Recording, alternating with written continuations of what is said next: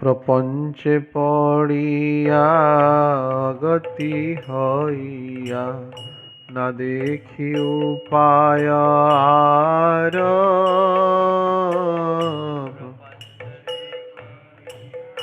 অগতি হইয়া না দেখি উপায় আর অগতির গতি চরণে শরণ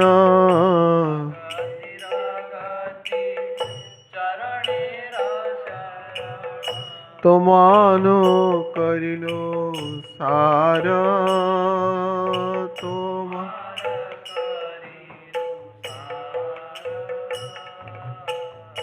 করমঙে আন কিছু নাহি মোর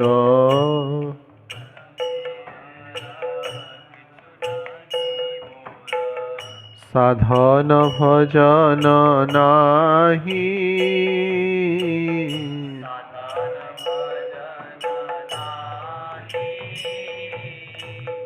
তুমি কৃপাময় আমি তো কঙ্গাল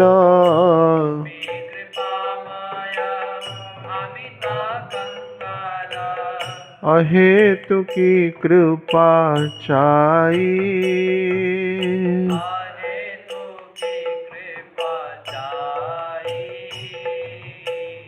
বাক্য মনোবেগ ক্রোধ জিহ্বা বেগ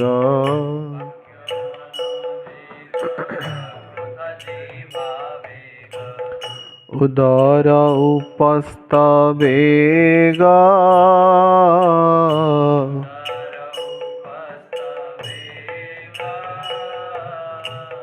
মিলিয়ায় সব সংসারে ভাষায়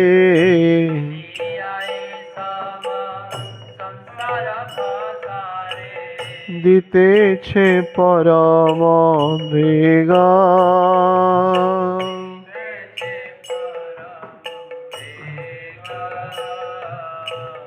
অনেক যতনে শিশব দমনে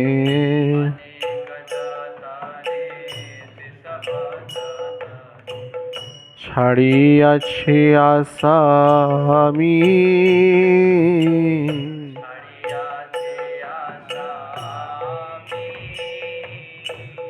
অনাথের নাথ ডাকি তব নাম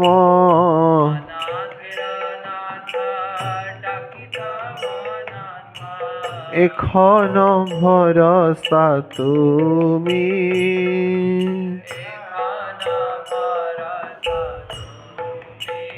হরি হে খন ভরসা তুমি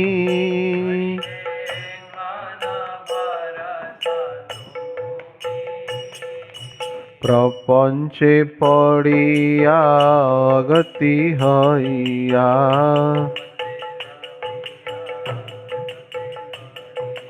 না দেখি উপায় আর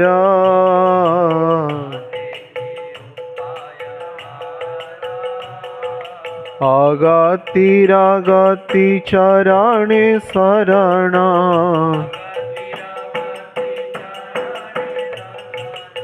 অগতির গতি চরণে শরণ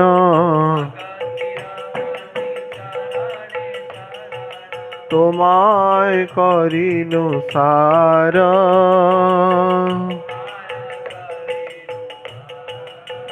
হরি হে তোমায় করিনু সার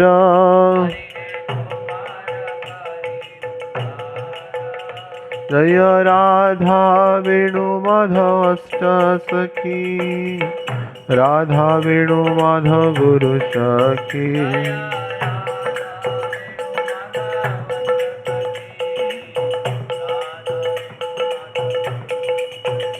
जय गिरिराज महाराज गिरिराज महाराज गिरिराज महाराज जय गिरिराज महाराज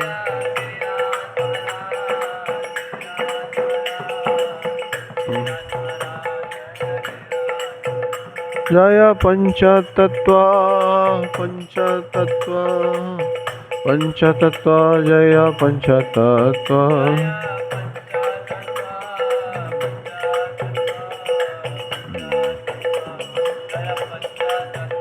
जय जय गुरुदेव गुरुदेव गुरुदेव शिला गुरुदेव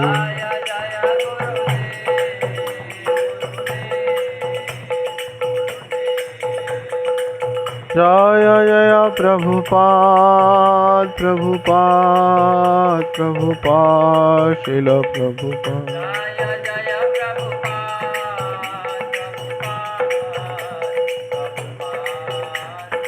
नीताई गौर हरि बोल हरि बोल हरि बोल गौर हरि बोल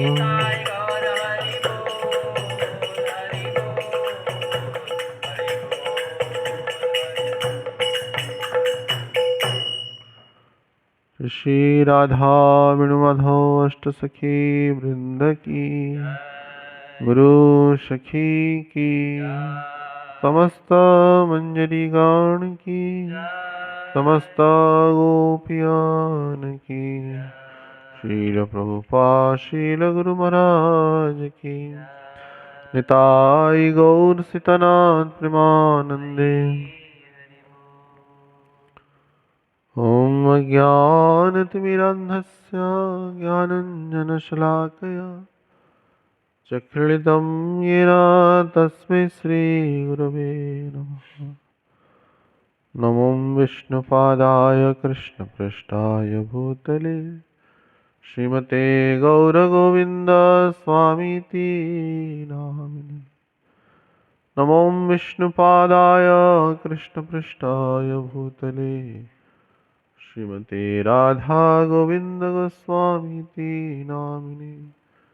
नमस्ते प्रभुपाददेवं गौरवाणी प्रचारिणे निर्विशेषशून्यवादी ग्राम्यजननिस्तारिणे। नमो विष्णुपादाय कृष्णपृष्ठाय भूतले श्रीमते भक्तिवेदान्तस्वामीति नामिने। नमस्ते सरस्वती देवे गौरवाणी प्रचारिणे निर्विशेषशून्यवादी पाश्चात्यदेशतारिणे। श्रीचैतन्यमनोभीष्टं स्थापितं येन भूतले स्वयं रूपं कदा मह्यं ददाति स्वपदान्तिकं। वन्देऽहं श्रीगुरुश्रीयुतपदकमलं श्रीगुरून् वैष्णवांश्च श्रीरूपं साग्रजातं सहगण रघुनाथान्वितं तं सजीवं साद्वैतं सावधूतं परिजनसहितं कृष्णचैतन्यदेवं श्रीराधाकृष्णपादान् सहगण ललिता शिवशाखान्वितंश्च। हे कृष्ण करुणा सिन्धु दीनबन्धु जगत्पते गोपेश गोपिका कान्त राधा कान्त नमस्तुते। तप्त कांचन गौरांगी राधे वृंदावनेश्वरी वृषभानुसुते देवी प्रणमामि हरिप्रिये। वंशाकल्पतरुभ्यश्च कृपा सिन्धुभ्येव च पतितानां पावनेभ्यो वैष्णवेभ्यो नमो नमः। नमो महावदन्नाय कृष्णप्रेमप्रदायते कृष्णाय कृष्णचैतन्यनाम्नि गौरतिष्ठे नमः। जय श्री कृष्ण चैतन्य प्रभु नित्यानंद श्री अद्वैत गदाधर शिवासादि गौरभक्तवृंद। हरे कृष्णा कृष्णा कृष्णा हरे हरे हरे राम राम राम हरे हरे। मुखं करोति वाचालं पङ्गुं लङ्घयति गिरि यत्कृपातमहं वन्दे श्रीगुरुदिनतारिणे परमानन्दमाधवम्। ॐ नमो भगवते वासुदेवाय।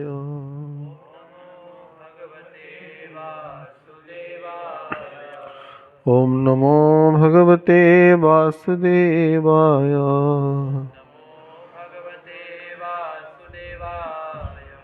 ॐ नमो भगवते वासुदेवाय।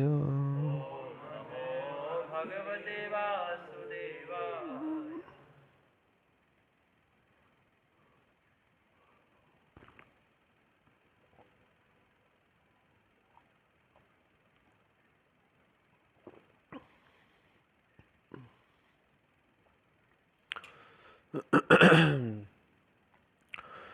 श्री राधा वेणुमाधव अष्ट सखी वृंद गुरु सखी समस्त मंजरीगण समस्त गोभियन समस्त आचार्यगण शिल प्रभुपाद शिल गुरु महाराज की अशेष कृपा करुणा से मानव जीवन के सर्वोत्कृष्टतम फल सत्संग के माध्यम से हम सभी प्रेम भक्ति चंद्रिका ग्रंथ का आश्रय लेते हुए शिल नरोत्तम दास ठाकुर की प्रदत्त मंगलाचरण का अनुसरण करते हुए श्री गुरु तत्व की संदर्भ में चर्चा कर रहे हैं।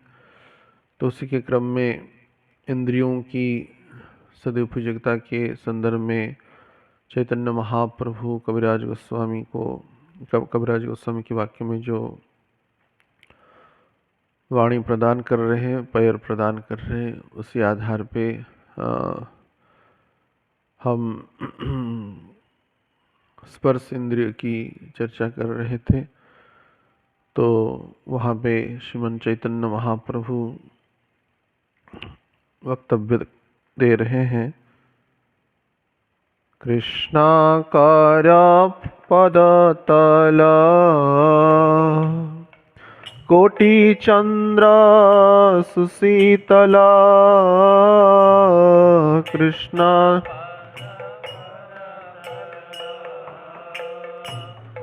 कोटि चंद्र सुशीतला तार स्पर्श जेन स्पर्श मणि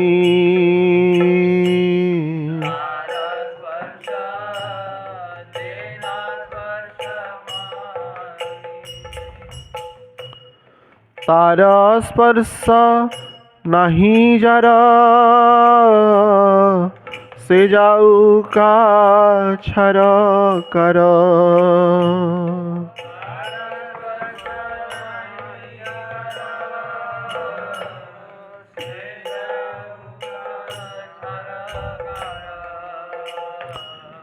से बपू लोहा समझानी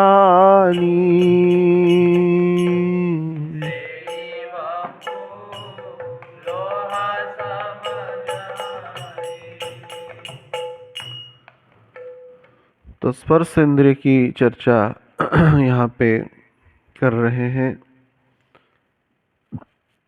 तो हम चर्चा कर रहे थे भगवान की भक्तों का विशेष करके अन्य भौतिक आदि स्पर्शों से हम सबको बच के रहना चाहिए। स्पर्श शरीर में कण कण में विराजमान है। रोमकूप के अंतर्गत यह स्पर्श शरीर की शारीरिक भावनाओं को जागृत कराता है। इंद्रियां मानो कह सकते हैं, अगर शरीर में 3.5 करोड़ रोमकूप हैं तो 3.5 करोड़ रोमकूप के आधार पे 3.5 करोड़ स्पर्श है। तो 3.5 करोड़ स्पर्श की तो सबसे भयंकर इंद्रिय है एक प्रकार के स्पर्श आदि के क्रम में विचार किया जाए। अनादिकाल से ही जीव इसमें निमज्जित होकर के भगवत स्पर्शों को दूर होता जा रहा है। तो आचार्य की प्रदत्त कृपा से साधकों को निसंदेह इन गौण जो स्पर्श है, भौतिक जड़ विषय वस्तु की स्पर्श है, इन सब से दूर रहना चाहिए। तो चाहे वो शीत उष्ण आदि से अप्रभावित रहते हुए श्रीमन भगवान कृष्ण जैसे कह रहे हैं, मात्र स्पर्शास्तु कौन्तेय शीतोष्ण सुख दुखदा, वैसे ही सुख और दुख भी यह स्पर्श जैसा ही है। तो साधक को उसमें विचलित नहीं होना चाहिए। मिल जाए तो 56 भोग खा जाए, ना मिले तो निर्जला कर ले। तो क्योंकि जब हम भगवान की शरणागत हो जाते हैं, तो भगवान की शरणागत होने के बाद, सदगुरुदेव की ये विशेष करके शरणागत होने के बाद अ, विश्वम्भर भगवान जो विश्व का भरण पोषण कर रहे हैं, अनायास ही जो प्रयास न करते हुए भी जो जैसे कहा कहते हैं साधु के संत, अजगर करे ना चाकरी, पंछी ना करे काम, दास मुलुक यह कहे सबकी दाता राम। तो अजगर चाकरी नहीं कर रहा है तभी जी रहा है नहीं। पंछी कोई कार्य नहीं करता है तो उसको संसाधन विश्वम्भर भगवान भरण पोषण कर रहे हैं। तो ऐसा नहीं कि केवल विरक्त आश्रम के लिए ही यह माने मार्गदर्शिका है, चाहे किसी भी आश्रम में हो, व्यक्ति को आत्मनिर्भरशील, जैसे सरकारी योजनाओं में आत्मनिर्भरशीलता के ऊपर बहुत योजनाएं होते हैं, सेल्फ डिपेंडेंस। लेकिन ये सेल्फ डिपेंडेंस के कारण ही हम माने अनादिकाल से ही प्रपन्न हो रहे हैं माया के चरणों में, कली के चरणों में, भौतिक भोगों के अभिलाषाओं में हम फंसते जा रहे हैं। इसलिए हमको आध्यात्मिक विषय वस्तु पे प्रपन्न होते हुए, अर्थात सदगुरु और भगवान के चरणों में प्रपन्न होते हुए अन्य निर्भरशीलता से दूर होना चाहिए। अवश्य राखी हुए कृष्ण शरणागति का षडांग शरणागति में यह है। तो रक्षति विश्वास, वो निसंदेह विश्वास रखना चाहिए। विश्वास के आधार पे ही भगवत भक्ति का साम्राज्य टिका हुआ है। कोई कहता है कौन देखा है, स्वर्ग है नरक है, ये बस डराने के लिए ये सब कर रहे हैं। कई भक्त हमको एकांत में बोलते हैं कि अमेरिका में भी कौन सा पूजा करता है लोग। जैसे यहाँ पे कोई कार खरीदता है तो यहाँ पे गाड़ी की पूजा करता है, यहाँ पे खुदाई करते हैं तो से बाबा से भैरव बाबा की पूजा करते, भैरव, तो वहाँ पे कोई भैरव फैरव नहीं है तो कैसे पानी निकल रहा है इतना, अपितु वो ज़्यादा धनी है। शास्त्र में कहा गया कि लक्ष्मी जी की उपासना करने से या कुबेर उपासना से धन प्राप्ति होता है।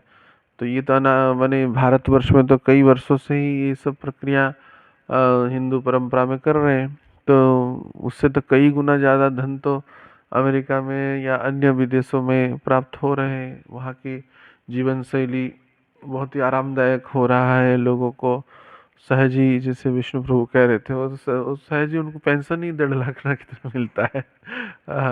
आराम से खाली बैठो और समय के क्रम में सब व्यवस्था है।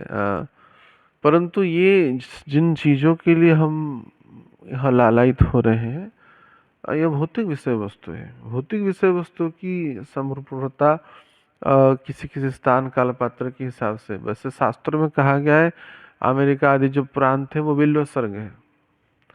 भागवत में कहा गया बिल्व स्वर्ग का अर्थ है एक प्रकार का इस जगत का स्वर्ग है वो। वहाँ पे सब सुख सुविधाएं हैं।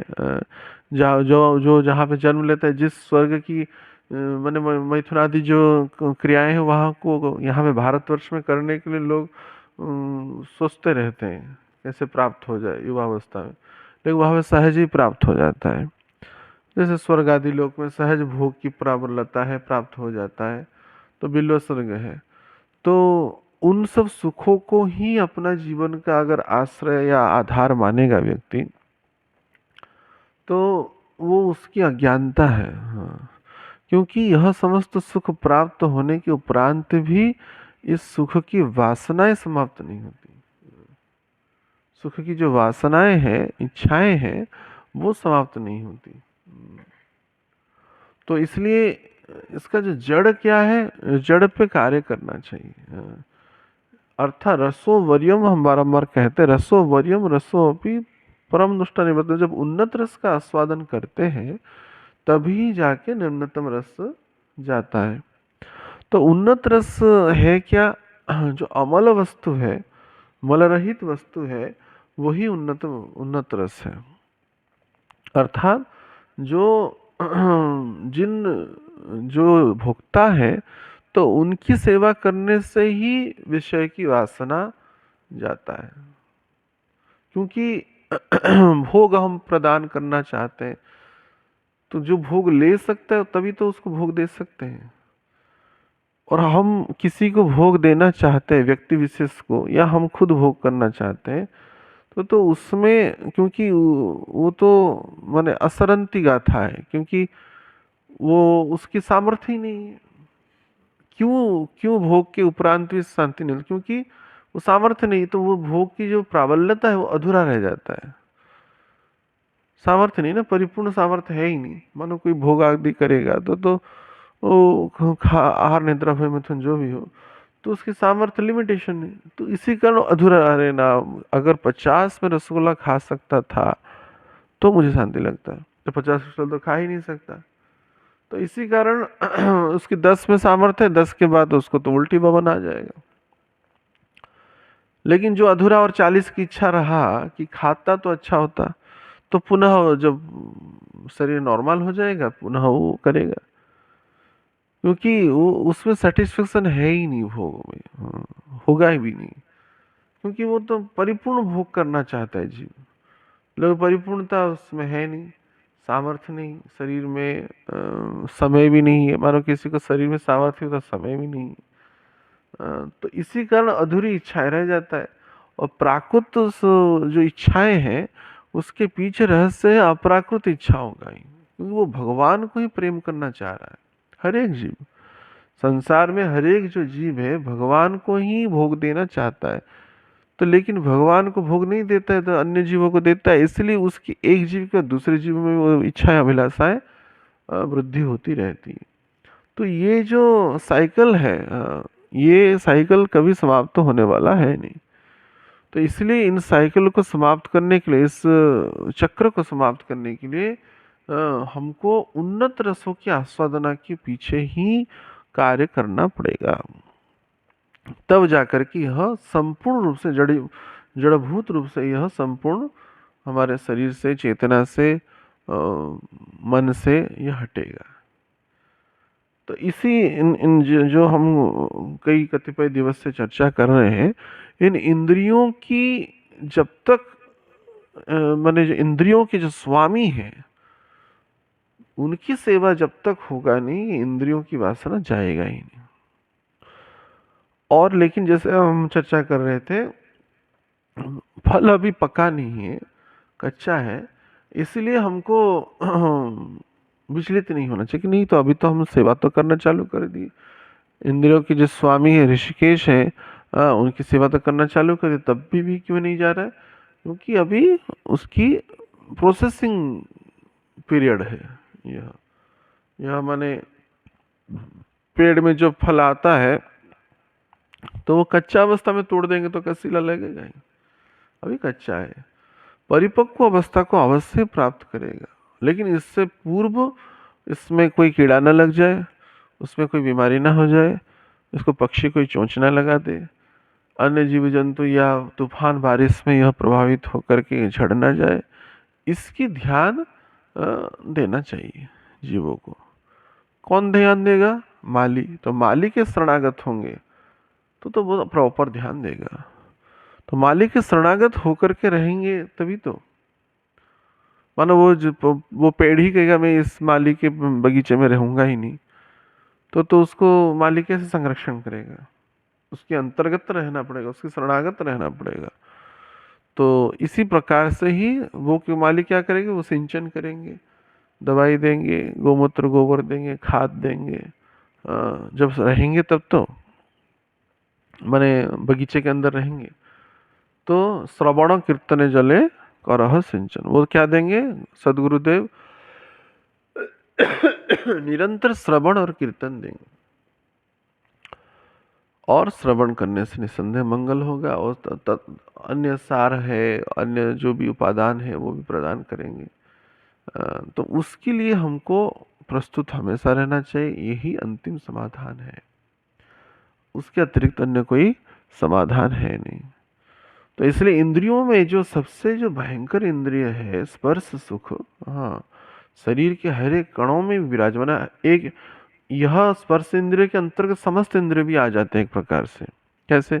नासिका के में भी स्पर्श सुख है, आँख में भी स्पर्श है, कर्ण में भी स्पर्श है, जिह्वा में स्पर्श है, स्पर्श में स्पर्श तो है ही।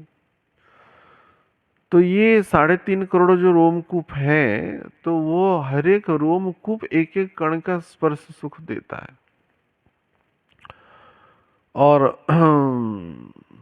लेकिन जब परमात्मा से हम जब आलिंगन करेंगे, जो किसी को आलिंगन करते हैं, नॉर्मल चाहे वात्सल्य रस का हो, दास्य रस का हो, सख्य रस का हो या माधुर्य रस का, आलिंगन प्रवृत्ति है प्रेम सुख में। तो सख्य रस में भी देखेंगे भगवान के सखाएं भगवान को आलिंगन करते हैं। दास्य रस में भी जब स्वामी बहुत प्रसन्न हो जाता है, दास को आलिंगन करता है, यह भी देखा गया है, शाबाशी देता है। और वात्सल्य रस में तो है ही, यशोदा मैया भगवान कृष्ण को, बलराम को, रोहिणी माता बलराम जी को, या वात्सल्य भूता गोपियाँ भगवान को आलिंगन करते हैं। वैसे माधुर्य रस में गोपियाँ, राधा रानी भगवान को आलिंगन करते हैं। तो आलिंगन में क्या समस्त जो अंग जो है, शरीर का जो रोमकूप है, माने प्राय माने हर एक अंग अंग से माने समाहित हो जाता है। तो वो जो प्रेम वात्सल्य सुख है, प्रेम समृद्ध सुख जो है स्पर्श के संदर्भ में, यह जब प्रेम आलिंगन प्राप्त होता है, एक काम आलिंगन है, एक प्रेम आलिंगन है। स्पर्श के संदर्भ में काम आलिंगन से आप देखिए, काम आलिंगन के बाद कोई अगर माने वो काम आलिंगन के उपरांत उसमें वो संतुष्ट नहीं होता है, एक समय तक रहेगा, उसके बाद वो क्रियात्मक हो जाता है व्यक्ति काम आलिंगन में। परंतु प्रेम आलिंगन में माने अनंत काल तक जैसे लगता है कि हम उन्हीं में समाहित होकर के रहे। माने माने एक अब व्यक्तिगत अनुभूति की बात संदर्भ में कहे तो भगवान जब शुद्ध भक्त होने के बाद माने प्रायतः देखा गया, ऐसे नहीं कि फिक्स है, प्रायतः शिव जी आते हैं। माने निम्नगानम यथा गंगा वैष्णव यथा शंभु, तो माने प्रत्यक्ष रूप में से दर्शन में, अविधेय तत्व में तो बहुत दर्शन हो जाता है, परंतु प्रत्यक्ष संभाषण के सूत्रों में इस जगत में परम वैष्णव शिव जी पहले आते हैं हर एक साधक के पास। ये प्रायतः 80 भाग साधकों को, माने जो साधक साधन सिद्ध से हुए हैं, उनसे माने अपनी व्यक्तिगत अनुभूति बताते हैं। तो कर्पूर जो गौरांग स्वरूप है, तो शिव जी वो आते हैं, तो शिव जी भी देखने में ऐसे बहुत परम सुंदर है और परम माने कोमल है, और दर्शनीय तो है ही निसंदेह, भगवान के गुणावतार हैं। तो उनकी जो आलिंगन वो किए, तो माने अलग ही एक अनुभव था। माने क्योंकि वो अपराकृत शरीर है, भगवत शरीर है, साधारण शरीर नहीं। एक तो शरीर भी अपराकृत है, और भावनाएं मनुष्य में, क्योंकि काम भावनाओं के कारण उसकी पवित्रता नहीं रहती। भावनाएं और विचार जो है और दैन्य पक्ष है एक भक्त में, तो अद्भुत है। तो उसकी अनुभूति जो है, माने वो उनकी कंठ में सर्प भी थे, वो सर्प भी शरीर लिपट जा रहे हैं। लेकिन माने सब माने रुद्राव स्वरूप जो जितने भी उनके आभूषण है आदि है, वो भी परम आनंददायक और बहुत माने वो अव्यक्त अनुभूति है। उसके बाद कई कड़ियाँ ऐसे साधु संत परिजन, तो माने जब सिद्धि स्तरों में पहुंचता है व्यक्ति, तो उनको अनुभूति होते हैं। और उसके बाद भगवान की जब पहली आलिंगन प्राप्त हुआ, माने माने जैसे कोई मन मक्खन का पूरा कोई एक मूर्ति है, मक्खन का कोई मूर्ति है, और उस मूर्ति को मानो आप मानो बना दे कोई मक्खन की एक मूर्ति, बस कहने के लिए, मक्खन से अनंत गुना कोमल। तो उनको जब आलिंगन माने गदेगिरी में माने माने बहुत लंबे समय तक हुआ ये पहली दफा जब तो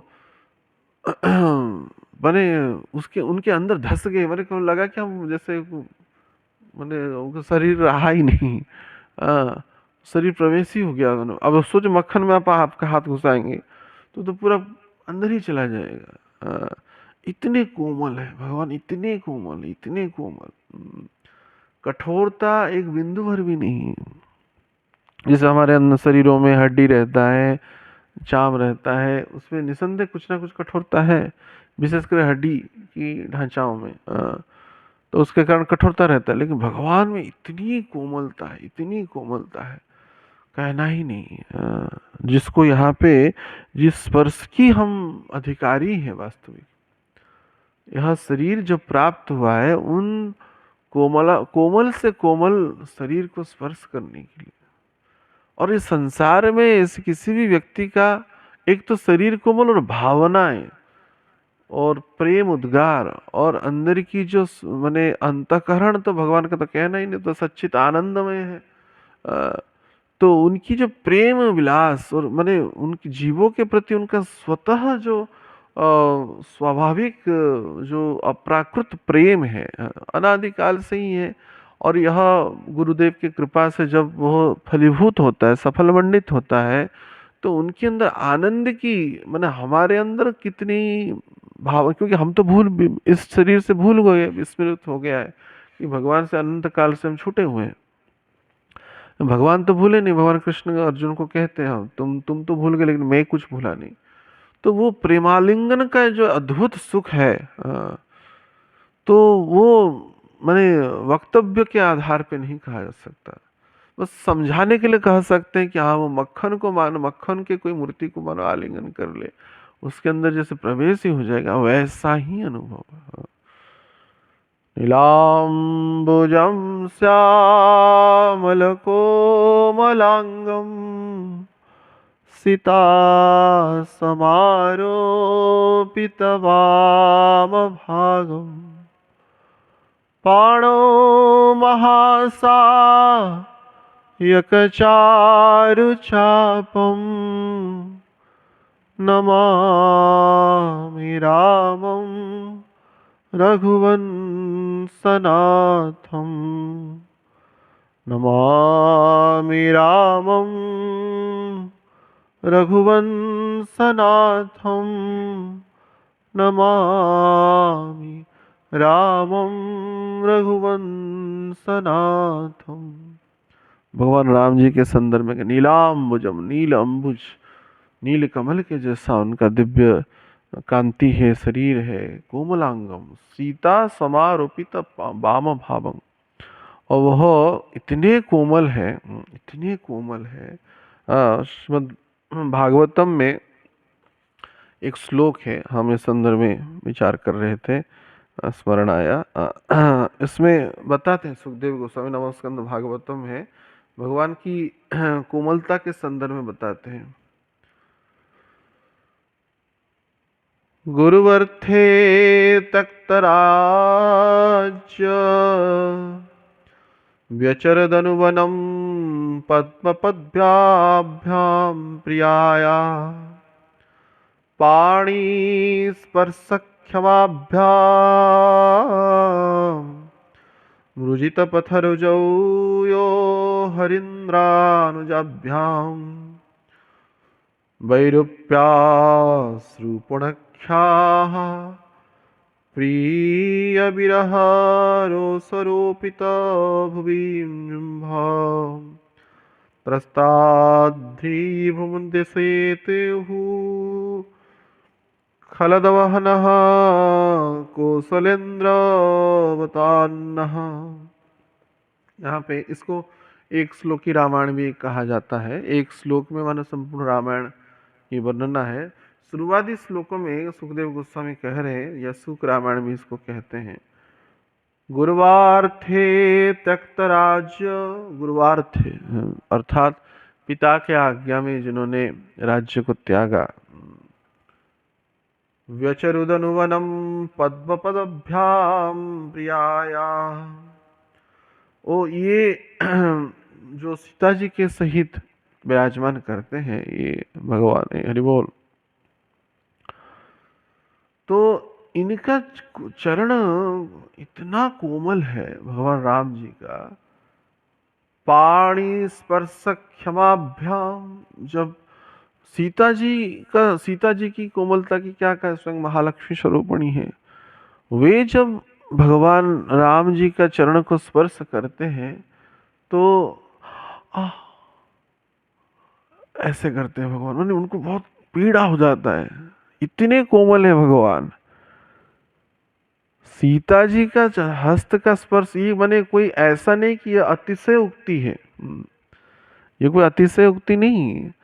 जब मक्खन की ही विचार किया गया, नौनी मक्खन, तो और सीता जी के संदर्भ में बताया गया रामायण में, सीता जी कितने कोमल है।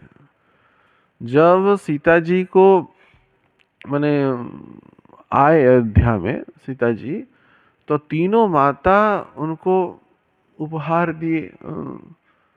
कैकेयी जी कनक भवन दिए, और सुमित्रा जी नौलखा हार दी हीरे का, और कौशल्या जी के मैं और क्या दे सकती, इन दोनों ने तो सब कुछ दे ही दिया, मैं स्वयं नील कमल राम को तुमको देता हूँ। नील कमल भगवान राम जी हैं। लेकिन उनको पता था कि सीता जी अतिशय सुकुमारी है, अतिशय सुकुमारी। तो क्या किया गया, जो माने राघवेंद्र वाटिका है, अर्थात अयोध्या में राघवेंद्र वाटिका से उसके अंतर्गत जो विशाल कमल का नहीं, कमल का जो वन है, अर्थात पुष्करणी है, कमल पुष्करणी है, उस कमल पुष्पों के उसके अंदर जो पीली पीली पराग है, उन पराग को लाया गया और पराग को बिछाया गया, पुष्प नहीं। ऐसा नहीं कि कोमल कोमल पुष्प को बिछाया गया, नहीं, उन परागों को बिछाया गया। और इतना ऐसा नहीं बस पतली पाउडर जैसा होता है पराग, पराग आप टच भी करेंगे कमल पुष्प के अंदर जो ऐसे पूरा पाउडर लगेगा। तो उन परागों को बिछाया गया, इतनी मोटी लेयर बाय लेयर, लेयर के ऊपर लेयर, लेयर के ऊपर लेयर बिछाया गया, इतना असंख्य कमल पुष्पों को लाया गया, उन परागों को चयन किया गया। उन कमल का कुंज स्वरूप वो उनके स्वागत में किया गया था। पुष्पों की, कमल पुष्पों की मालाएं चारों तरफ लटक रही, सुगंध से महक रहा है। और उनको पालकी, स्वर्ण पालकी में लाया गया था सीता जी को। और वो जब उतरे, बड़ी सावधानी से दास तो नहीं, दासियां उतारे, और धीरे धीरे सियामन जीव जो है धीरे धीरे माताओं की तरफ आ रहे हैं, और माताएं उनको आरती आदि किए। लेकिन देखें कि सीता जी का मुखार बिंदु जो है मुरझाया हुआ है। तो बहुत पूछे माताएं, एकांत में कर्ण में पूछे कि क्या है सीता जी, आपको क्या हुआ है, कि कोई कष्ट है, कोई पीड़ा है, यात्राओं में कोई समस्याजनक हुआ क्या। और जनक राज तो उसी हिसाब से पालकी को पूरा कोमल से कोमल, सोचिए वहां पे उनको कष्ट नहीं हुआ, तो पालकी में बहुत सुव्यवस्थित किया गया होगा, जनक राज किए होंगे, तभी तो नहीं हुआ, उनको पीड़ा नहीं हुआ। उतरने के बाद अयोध्या में माने पालकी से, तब जब माताएं पूछे, तो बहुत बार पूछने के बाद वो तो संकोच के कारण नई नबीली वधू है क्या मने बोले, लेकिन बार बार पूछने के उपरांत माताओं को एकांत मने कर्ण में कह रहे हैं कि ये जो बिछाया गया ये मेरे चरणों को छू रहा है। ये भी कोई सो बोलेगा कि अतिशयोक्ति है, नहीं, अतिशयोक्ति नहीं है। सीता जी इतने कोमल हैं, इतने कोमल हैं, को उनको कमल का पराग का परत के ऊपर परत का जो लेयर है, तो सोचो श्री जी राधा रानी माने गोपियां गुरु से कितने कोमल हैं, कितने कोमल, सोच भी नहीं सकते कोई, अचिंता से परे वाला विषय वस्तु है। ऐसे नास्तिकता में लोग कहते हैं कि ये तो अतिशयोक्ति है, ये हो ही नहीं सकता। व्यक्ति अगर इतनी ही कोमल है, संसार को कैसे झेल पाएगा? संसार में तो वही सीता ही तो वन वन में चले वो राम जी के सहित, वो कांटा उनको चुगा सब। तो ये उनकी भावनाओं के आधार पे वो कोमलता होने के उपरांत भी उन शरीर को कठोर कर लेते हैं। लेकिन सहज जो प्रवृत्ति है, सहज जो स्वभाव क्या है ना राधा रानी के साथ, हाँ सहज स्वभाव जो है उनका, नवल किशोरी राधा रानी का, गोपियों का, सीता जी का सहज स्वभाव जो है, सहज उनके अंदर जो कोमलता है, हाँ, माने वक्तव्य के आधार पे नहीं कहा जा सकता, ये अनुभव के आधार पे समझा जा सकता है। हाँ, उनकी इतनी सुंदरता है, इतनी कोमलता है। हाँ, हम क्या इस संसार की सौंदर्यता में, कोमलता में भटक रहे हैं? क्योंकि यहाँ पे हो सकता है व्यावहारिकता में मन जो कुछ कोमल चीज प्राप्त, लेकिन भावनाएं उस तरह का नहीं। भावनाएं वो प्रेम विलास, प्रेम विन्यास कब होता है? तो दोनों पक्षों की प्रेम करने की, भोग देने की, सेवा करने की प्रवृत्ति हो। राधा रानी कहते हैं मेरा सुख सेवा में है और भगवान का सुख संग में है, कृष्ण सुख संग में मोर सुख सेवन है। भगवान क्या करे, मैं इसलिए गोपियों को प्रेम करता हूं कि इनका आनंद वर्धन हो। आनंद वर्धन प्रेम निकेतन, फुला सराज जकाम, गोपांगना गण चित्त विनोदन, समस्त गुण गण धाम। तो ये इनका चित्त विनोदन हो, गोपांग नागण चित्त विनोद, इसलिए मैं काम में जाता हूं। आनंद और आनंद वर्धन होगा, वृंदावन का आनंद बढ़ेगा, प्रेम विन्यास बढ़ेगा, प्रेम विलास बढ़ेगा, प्रेम संलाप बढ़ेगा, सब सुखी होंगे। कईयों का आरोप रहता है कि नहीं कृष्ण तो भुगता है, बस भोग करते हैं। तो नहीं, वो इसलिए करते हैं कि गोपांग नागण चित्त विनोदन हो, गोपियों का चित्तों का विनोदन हो, इसलिए प्रेम करते हैं।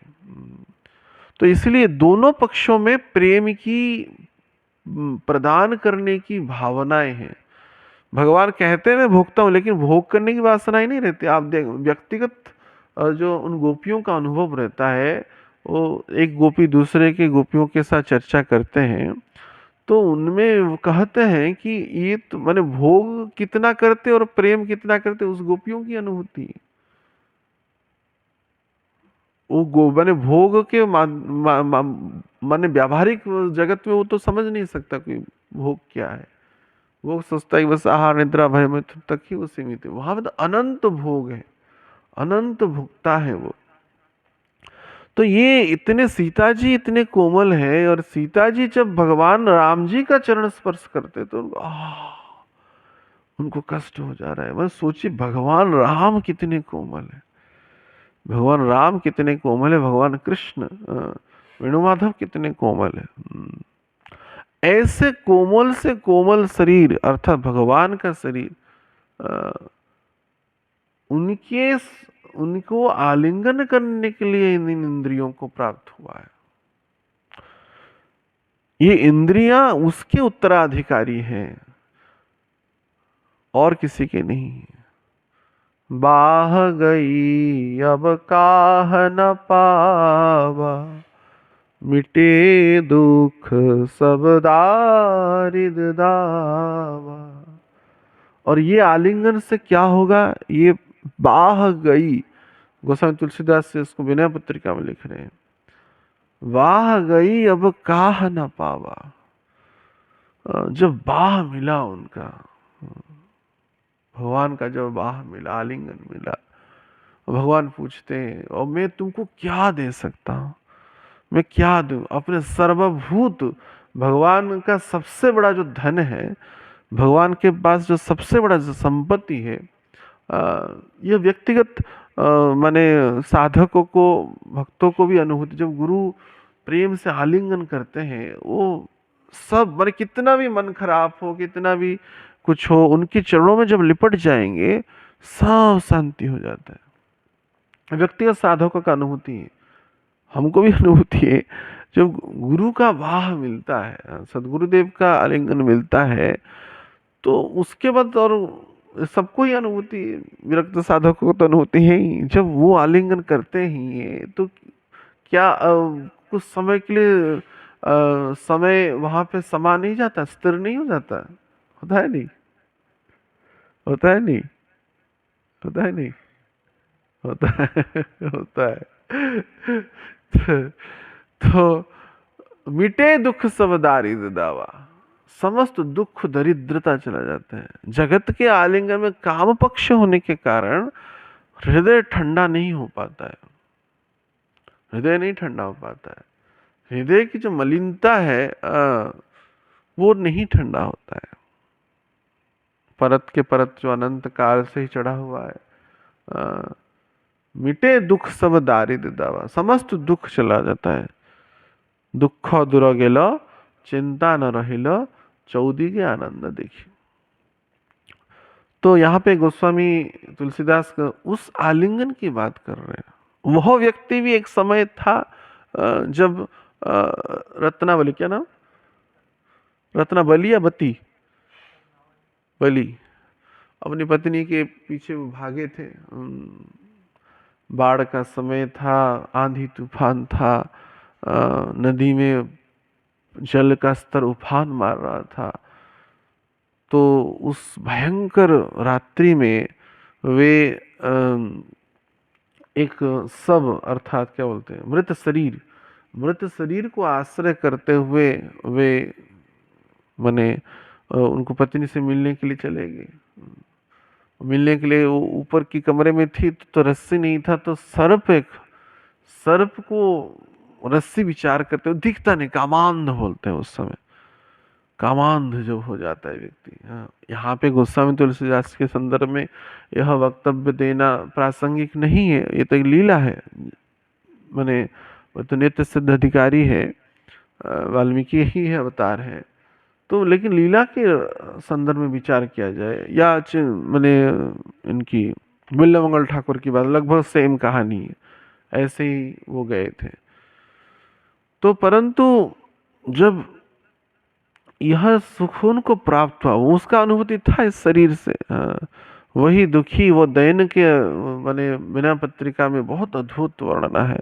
वो दैन मूर्ति जो पीछे पूरा वो दरबार में पीछे से पीछे खड़े हैं, और पत्र लिख रहे, विनय की पत्रिका, हाँ, दैन की पत्रिका लिखे और भरतलाल जी को दिए। उसके बाद हनुमान जी के सो के श्री जी के पास पहुंचा, सीता जी के पास और राम जी के पास बोले पहुंचा। तो वहाँ पे उस दरबार में जब उस पत्र को खोला गया, तो पत्र खोल करके जब राम जी उसको बाचे, माने भरत जी बाचे और ऐसे ऐसे सूत्र से पहुंचा उनके चरणों में, तो बोले कहाँ है जो प्रेम को निर्वाह किया। इस कलिकाल में गोस्वामी तुलसीदास जैसे कोई एक भक्त, माने वहां पे उनकी महिमा मंडित किया गया है। तो जो अपनी प्रेम को निर्वाह किया, तो राम जी बुलाए उनको, कहाँ है, कहाँ, ओ पीछे खड़े, वो पीछे खड़े।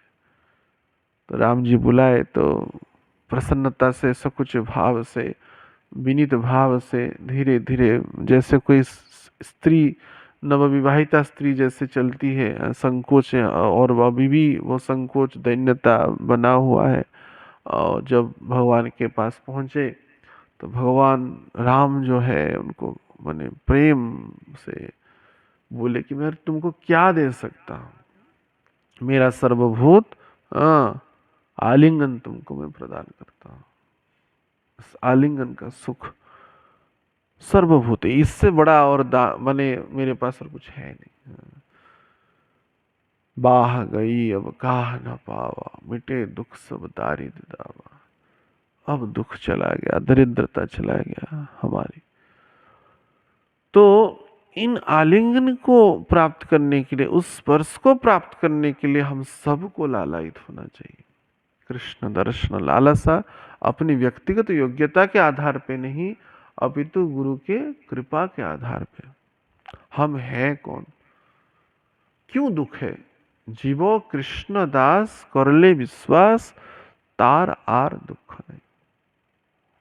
हम साधारण स्थितियों में एक दूसरे को वाणी सुनाने में, कष्ट देने में, पीड़ा देने में, अपनी जीवन का बहुमूल्य जो समय को, एनर्जी को, एफर्ट को देते हैं उसमें, जबकि यह न करते हुए हमारी जितनी जो एनर्जी है, एफर्ट है, या जो भी कहे सामर्थ्य है, वो भगवान की वह सर्वभूत आलिंगन को प्राप्त करने के लिए लालायित होना चाहिए, क्योंकि इसी से ही ठंडक मिलेगा। हम सोचते किसी का साथ हमारा किसका झगड़ा हो गया, दो तीन बाणी सुना लेंगे तो हमको ठंडा मिलेगा, नहीं, और अशांति तब बढ़ जाता है।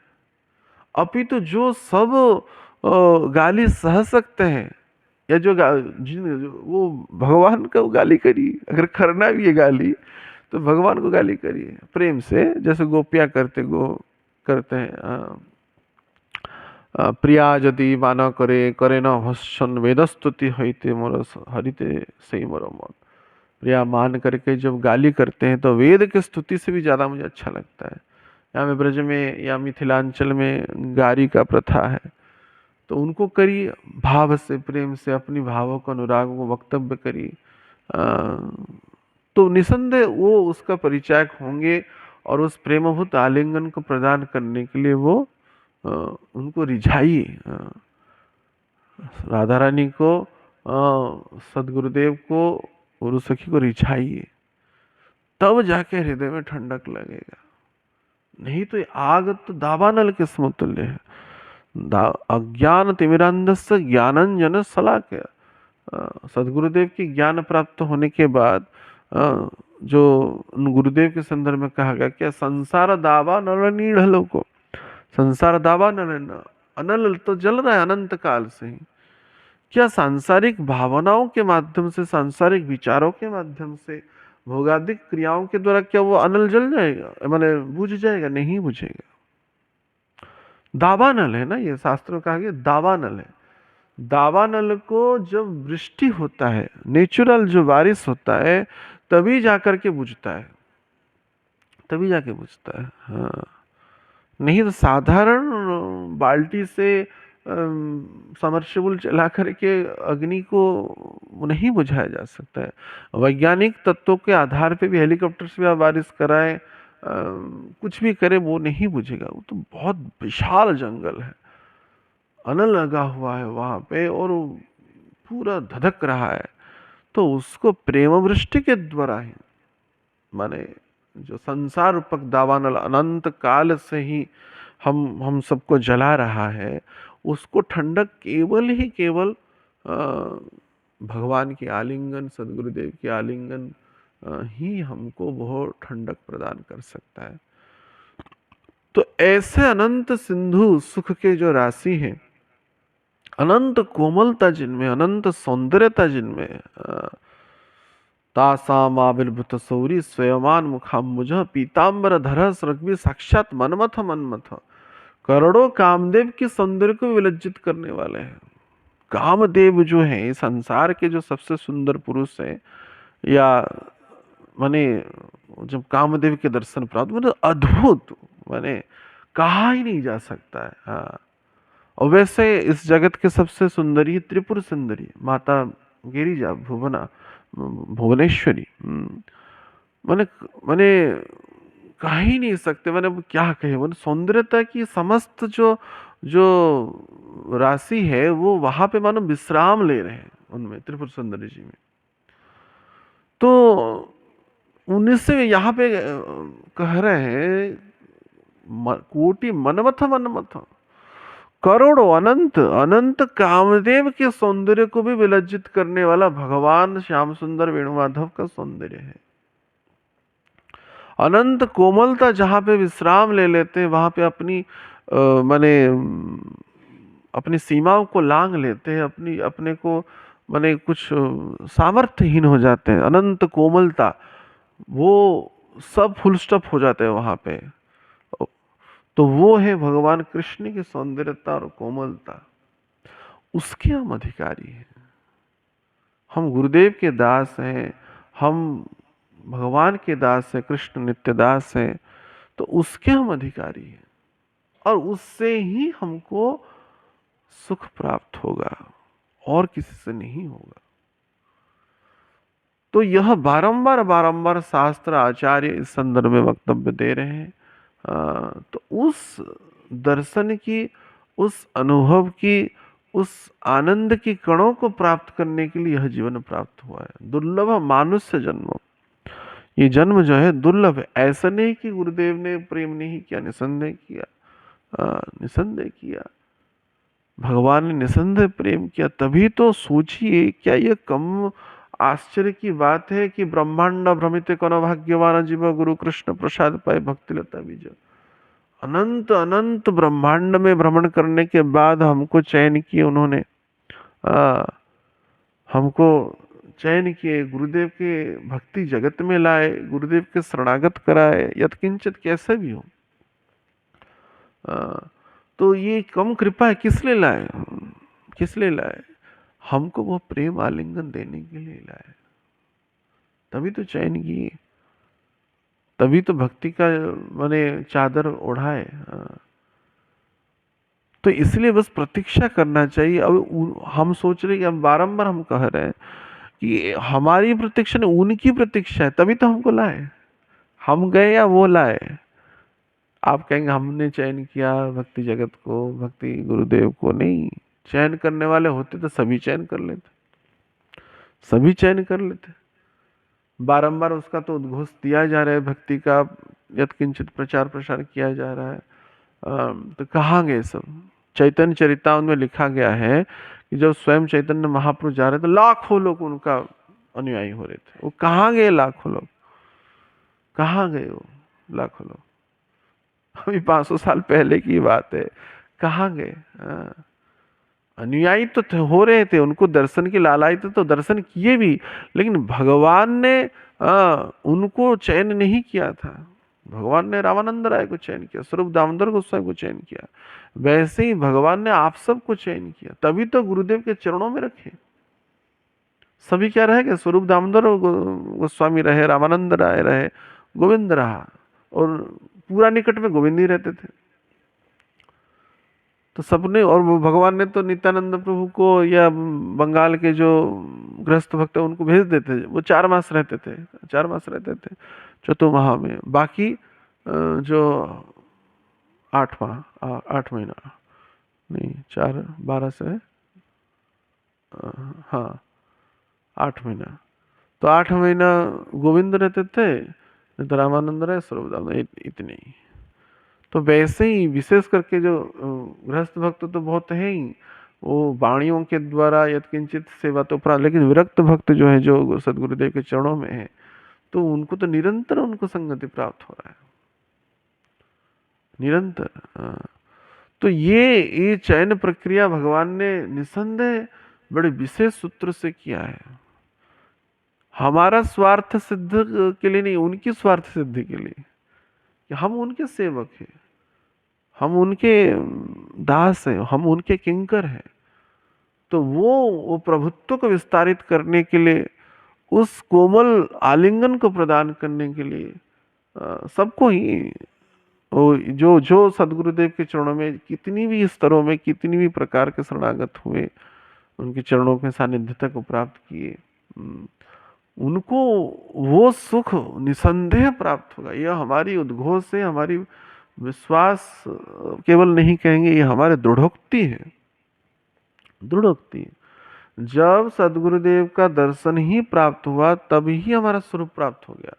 उसी दिन से ही भगवान, जो बोलते ना घात, क्या हाथ, क्या बोलते, घात लगा के बैठे हुए, हाँ क्या बोलते हैं, घात लगा के, हाँ घात लगा के बैठे हुए नजर गड़ाए बैठे गड़ाए रखे, नजर गड़ाए रखे। क्यों नहीं गड़ाएंगे? आप सोचिए ना कि सामान्य माने चर्चा है, अनंत जीवात्मा में क्या सबको चयन किए भगवान ने? आप अपनी बात में एक साधक को बताए कि आप सोचिए अपने राज्य से विचार, कितने लोग भक्त बने आपके राज्य से, जड़ शरीर जहां में जन्म हुआ था, या उस जिले में कितने लोग भक्त हुए, उस परिवार में कितने लोग भक्त हुए, आपको क्यों चयन किया गया? क्या हमारा जड़सरी का भाई भक्त बना, हमारे जड़सरी के पिता माता भक्त बने सदगुरुदेव के चरणों से? नहीं, उनको चयन नहीं किए। तो कौन सा शक्ति था, कौन सा बल था कि हमको ही चयन किया गया? गिने चुने व्यक्ति को शुद्ध भक्तों का प्रत्यक्ष शरणागति प्राप्त होता है। अर्थात ये सब चाल को चलाने वाले वो छलिया वेणुमाधव है, वो प्रेम आलिंगन प्रदान करने के लिए तत्पर है, निसंदेह तत्पर है।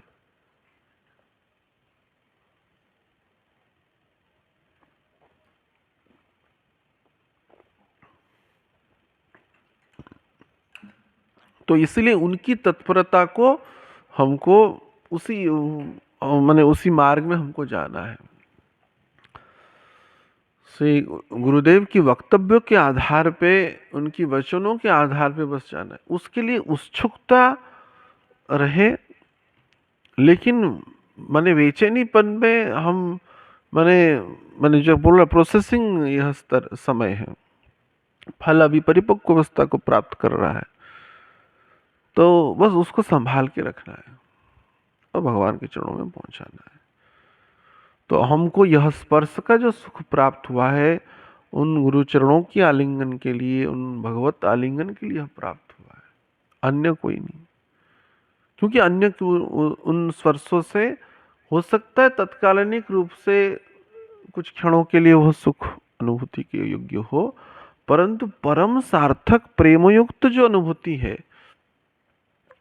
और कृपारूपक अनुभूति है, केवल भगवान के या राधा रानी के, गुरु सखी के आलिंगन से, उनकी स्पर्श से, उनकी चरण स्पर्श की बात यहाँ पे कहा जा रहा है, उससे ही हो सकता है, अन्य कोई उपाय है ही। तो इसलिए हम सबको उसके लिए प्रयासशील होना चाहिए। 1 घंटा हो गया, भोगी लग गया ना। तो कीर्तन पे चर्चा। अच्छा, तो कृष्ण कर पद चल कोटि चंद्र सुशीतल, करोड़ों चंद्र के सुशीतलता से भी बढ़ चढ़ करके है, इसमें कोई संशय नहीं है। जैसे कि हम राम जी के चरणों की चर्चा किए, वैसे ही गोपियाँ गोपी गीत में जैसे कह रहे हैं कि उनकी चिंता यह नहीं कि भगवान के साथ रास रचाएंगे, हम सुख विलास करेंगे, वो हमको कलवहिया देंगे, ये तो है आनुषंगिक सुख है माने, लेकिन मूल उनका कष्ट क्या है?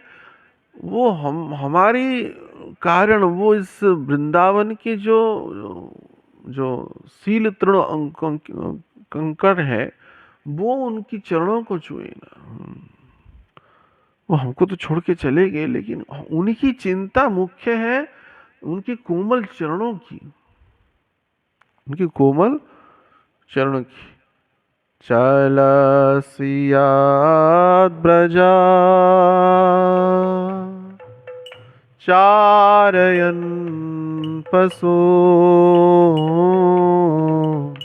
नलिन सुंदरम नाथ ते पदम चलसिया ब्रजा चारयन पशु नलिन सुंदरम नाथ ते पदम चलस यद ब्रजन चारयन नलिन सुंदरम। वो नलिन इतने सुंदर चरण, उन्नाथ ते पदम, आपकी जो चरण कमल है अत्यंत सुंदर है, कोमल है। तो उन कोमल चरण को सील तृण के शिलतृणामृते सीदती न कलिलताम हाँ कांत गच्छति। तो उसको ये जो कंकर है, सील है, पत्थर है या कंटक है, वो कष्ट ना दे। प्रेमियों का यह भावना रहते, प्रेमिक का सुख विधान करना। तो उन गोपियों की चिंता भगवान के चरणों की कष्ट है। नग्न चरणों में वो चल रहे हैं। यद्यपि संसार में बहुत सारे कोमल वस्तु है, लेकिन अभी के लिए तत्कालीन समय में हम अपने वक्षदेश के अतिरिक्त अन्य कोई कोमल वस्तु को प्राप्त नहीं कर रहे। तो आप कृपया इसमें अपने चरणों को रखिए। यह भाव है, वहां पे कोई दैहिक या शारीरिक भावनाएं नहीं है, वहां पे प्रेमयुक्त भावनाओं के कारण यह उद्गार है। तो हम सबको यह जो शरीर, ऐसा नहीं केवल यह जो हमारे जो स्वरूपस्थ शरीर की ही वो भगवान माने प्रेम विलास करना चाहते, भगवान इस शरीर को ही प्रेमालिंगन करना चाहते हैं, क्योंकि भक्त का शरीर है। निसंदेह यह शरीर भी एक भक्त भगवान का भी मिलन होता है, और एक स्वरूपस्थ अवस्था के हिसाब से भगवान के साथ मिलन होता है। माने किसी का गोपी शरीर है तो गोपी शरीर में उसका मिलन होगा, परंतु यह शरीर को भी भगवान आलिंगन करते हैं। निसंदेह जो शरीर भगवान की भक्ति किया, भगवान का नाम किया, जो गुरुदेव को प्रणाम किया, जो भगवान का झूठा पाया। आप विचार करिए, कोई झाड़ूदास की जो चरित्र है, भगवान चैतन्य महाप्रभु के चरित्रों में, पार्षदों में, वो उनका नियम था केवल उच्चिष्ट पाना वैष्णवों का, और कुछ नहीं खाते थे। तो एक उच्च कोटि के सिद्ध भक्त के गृहस्थ भक्त थे, उनके यहाँ वो गए थे। तो वो गर्मी का समय था, तो आम का सीजन था, तो वो आम निवेदित किए, वो कुछ ग्रहण नहीं किए। तो वो खुद जो आम खा करके, वो भक्त और माता जी वो खा करके जो गुटलियां फेंके थे पीछे, तो उसको पीछे से उसके बाद जाकर के छुप करके चूस रहे। और ये जब भक्त देख लिए तो मैंने आश्चर्यचकित हो गए कि झाड़ूदास इतने माने माने उच्चिष्ट प्रेमी है। तो सोचिए वो गृह स्वामी और गृह स्वामिनी को कितना ना माने सुख या आनंद, या यहाँ पे तो कष्ट लगा उनको क्यों वैष्णव आधार पे, लेकिन जब आप अवगत होंगे मेरा कोई उच्चिष्ट खा रहा है, तो उसके प्रति तो सहज आपके प्रति तो दया भाव आएगा ही, कृपा भाव आएगा ही। और हम कई समयों से भगवान का उच्चिष्ट तो ग्रहण कर ही रहे, निसंदेह कर रहे हैं।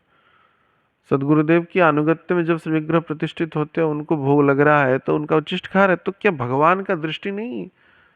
उनकी प्रसादी माला कर रहे, मतलब कोई आपको माला पहनाएगा, कोई आपको वस्त्र धारण कराएगा, कोई आपको सेवा करेगा, कि आपका उसके प्रति एक प्रेम नहीं रहेगा? बताइए, प्रेम रहेगा ही नहीं, निसंदेह रहेगा। भौतिक जगत के आधार पर विचार किया तो भगवान को हम अगर इतनी लंबे समय से फूल माला दे रहे हैं, उनको श्रृंगार कर रहे हैं, उनके लिए रसोई कर रहे हैं, या उनको उनकी उनकी भक्ति की सेवा करें, गुरुदेव की सेवा करें, भगवान का दृष्टि नहीं रहेगा? निसंदेह है, इसमें कोई संशय का अवकाश नहीं।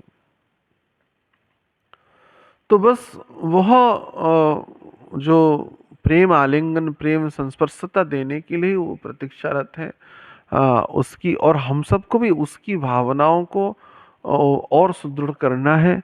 वह अभिलाषा जो भगवान ने कर रखे हैं, इसलिए कि हमारा चित्त विनोदन हो, हमारी सांसारिक जो भाव विचारधाराओं से हम मुक्त हो, और अप्राकृत प्रेम के जो हम अधिकारी हैं, अधिकारिणी हैं, उस सबको हम प्राप्त करें। इसकी ही अभिलाषा वो रखें, और हम सबको भी इसकी अभिलाषा रखना चाहिए। अगर इसकी अभिलाषा ना रखें तो लौह के सम हमारा शरीर हो जाएगा। लौह, इसलिए हम लौह बनने के लिए नहीं, हम प्रेमो आलिंगन प्राप्त करने के लिए हम प्रकट हुए हैं, और इसलिए भगवान ने चयन करके हमको गुरुदेव के चरणों में लाया। इतनी बड़ी प्रभुत्व को, इतनी बड़ी प्रेमत्व को, और इतनी बड़ी आनंद को कणों को प्रदान करने के लिए भगवान हमको चयन किए, यह उनकी अहेतु की कृपा है।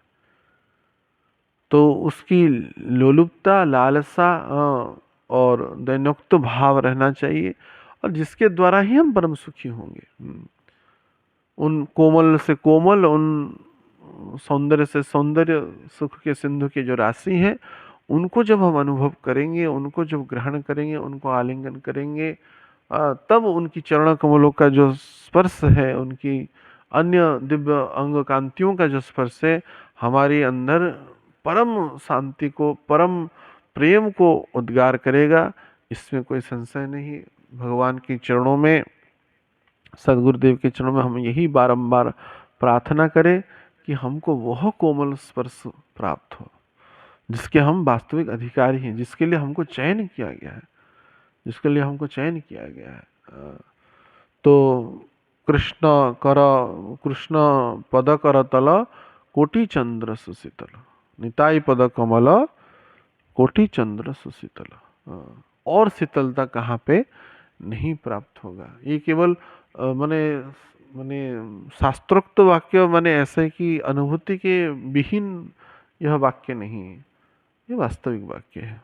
क्योंकि संसार जो है इन समस्त तथाकथित कोमलता को अनुभव कर, इसलिए तो डंगलप गद्दा लगाता है, सोफा भी कोमल रखता है, सब कोमल कोमल ही रखता है ना।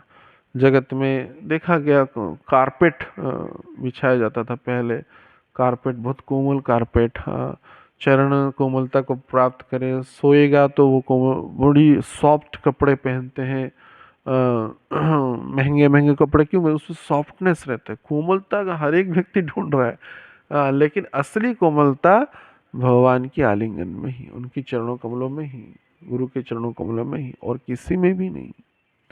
तो भगवान राधा वेणु माधव के चरणों में, अपने इष्ट आराध्य के चरणों में, श्री गुरुदेव के चरणों में हम बारंबार बारंबार यह प्रार्थना करें कि हमको वह वास्तविक जो कोमलता का आकोर है, सिंधु है, वह प्राप्त हो।